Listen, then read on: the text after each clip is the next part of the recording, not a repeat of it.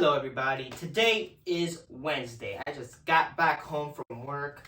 I'm a little tired, got me some coffee, so now I'm here talking about movies like I usually do. But anyways, today's movie that I'm going to be talking about is the movie Ant-Man. Ant-Man is an action comedy. It's about the character of Scott Lang, who is a thief who was arrested for a year. He comes back to society, but society doesn't accept him. He has issues with his ex-wife and shit, and he wants to see his daughter, so he goes back to thief. But a man named Hank Pym sees him, finds a little bit of talent in him, and brings him in to help him try to stop this main guy, the bad guy, from stealing his formula and trying to replicate his particles. And yeah, that's the film pretty much. And of course, the new Ant-Man's coming out. Ant-Man and the Wasp, Quanta, whatever the fuck, is coming out, like, I think this weekend. So I wanted to, get a little bit of refreshment. See the first one that came out in 2015. So I wanted a little refreshment and got to see this movie. Before we actually give opinions out here, let's talk about the performances. We got Paul Rudd, of course, plays the character of Scott Lang, who is, again, this thief, comes back to society. Society doesn't accept him. He fucking gets a job, but the job's like, oh, you got arrested. You're fired. And he tries to see his freaking daughter for her birthday, and that was like a big-ass problem. He's just trying to see his daughter, but it's not easy. Him and his friends decide to, one last score and try to rob this millionaire, who is, of course, this character of Hank Pym, and things happen.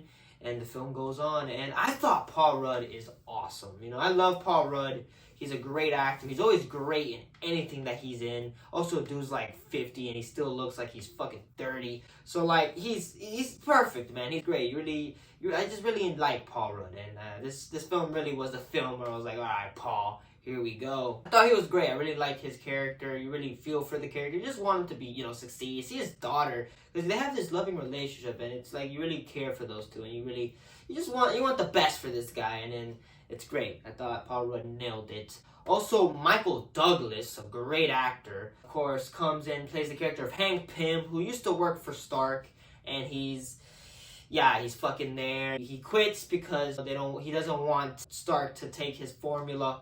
Another guy, a guy that, he brought up when he was young, now wants to compete and tries to replicate his formula, and he wants to stop him. Michael Douglas is great. I love Michael Douglas as an actor. He's a great actor. Everything that he's ever done is pretty much top notch, and this is definitely not shy away from that. He's great. He's a great actor, and you really like his character of Hank Pym, and I thought he was great in this movie. Also, some of the supporting, what's her name? I can't say her fucking name. It is what it is.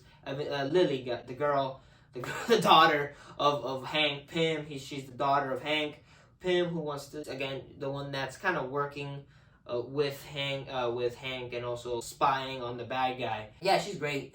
She's great in the movie. She's there. She's pretty good. You like the dynamic between the group, and she definitely helps. And yeah, she's a great. Turn off the lights. Great character. I liked her in this film. Also, the main bad, the guy, I forgot the actor's name. He plays the character of Yellow Jacket, I think. He's this businessman who used to work for Hank Pym and now owns the company because him and the group just fire him. And now he wants to replicate the formula, and he does a lot of shady shit. The villain in this film is like Marvel villains. Some are fucking good, some are pretty bad. He's in the forgettable one. Let's be honest. I'm gonna be 100%. The villain is not the one that you're gonna remember. This is during the time when Marvel kind of like the villain wasn't the most important part of the movie at all. It really wasn't. And I guess it was whatever back then. And I guess I looked at that as the same here. But yeah, the villain's there. I thought the dude played him pretty well. The actor did a great job. But he's not a villain that is gonna like shake up the game. He didn't nail it like that either. But yeah, I thought the villain was alright. The star, though, in my opinion, has to be Michael Pena. That's fucking Louis. He is hilarious. He's the friend of Scott. He's the one that they have this little business where they rob people, specifically rich people. And yeah, he's great. He's fucking hilarious. He is funny. Michael Pena played this character to a T. He is hilarious. He's great. I love this guy as Louis. Yeah. He's definitely one of the stars in this film. Truly is one of the best parts, and I really love him in this film. But in overall, the performances are pretty solid between everybody. All the performances were pretty good. The direction by Mr. Peyton Reed is It's good. He's not a director where you look at and think, that's a Peyton Reed movie. Like, he doesn't have a style. Let's just say his direction is whatever. It's nothing like you're gonna be like amazing. But the film is directed good for what it is, and I felt the film and how it was, the structure and everything was great. He directed it pretty damn good. The writing, the king of the story, is the freaking writing. Of course, it's written by Edgar Wright, which again, at this time, Edgar Wright was supposed to direct the film, but Marvel is a bunch of fucking idiots, so they just told him to fuck off. They took the writing though, and that's why the film is as good as it is. Though it's truly down to the writing. The characters are written very well. The comedy's top notch. The fucking comedy's damn near perfect. I freaking laughed my butt off. And it definitely works. And I thought the writing was just really good. And other writers, also Adam McKay wrote this. Like this film was written by a good amount of famous people. And yeah, the film is written very well. The chemistry is great. I thought Paul Rudd and Michael Douglas, and all three of them worked just beautiful together. And of course, the chemistry between him and his daughter is really good. The chemistry between him and Luis is fucking awesome. Like they really are. They work so well. Michael Pena and Paul Rudd. I thought they were solid duo in this film. And all around chemistry was top notch. The music is really good. I love the theme. It's a very good theme. I thought the theme song for this film was top notch.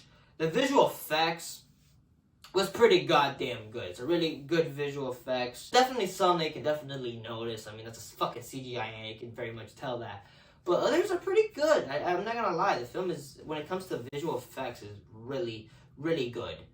And this was like when Marvel made like 2 movies a year, so that they actually put effort on the visual effects. So yeah, the visual effects were pretty good for a film about fucking Ant-Man. Like, it's pretty good.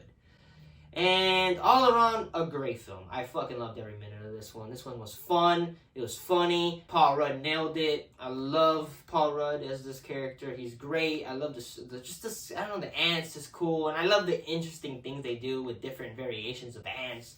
They do that in this film, and I thought it was really, really good. There's another ant called Anthony. It was pretty funny. Like, they actually put care into these characters and the story, and I really, really enjoyed this film. And for me, this film, without a doubt, gets a 4 out of 5 stars. A great film. Definitely a film I'd definitely buy on Blu-ray. It's worth it.